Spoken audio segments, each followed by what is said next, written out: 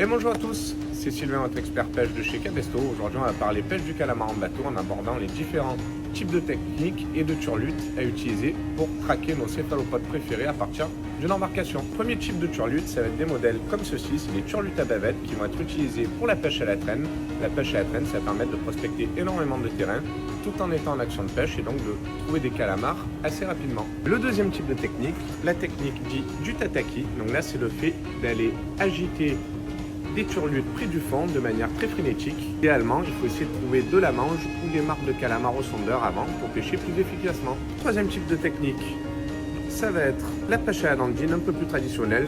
Grosso modo, on reprend la base du tataki, mais on va effectuer des animations un petit peu plus lentes. Quatrième technique, c'est pour ça on va utiliser des turlutes de ce type-là qui sont entièrement plombées. Donc là, on va les animer un peu comme on anime des slow jigs. Ça va permettre de pêcher relativement profondément et assez rapidement. Cinquième et dernière technique pour pêcher les calamars en bateau, c'est la technique du tip run. Donc là, en fait, on reprend des turlutes qu'on utilise habituellement du bord, mais on va leur ajouter un petit casque pour les rendre un petit peu plus lourdes en pointe.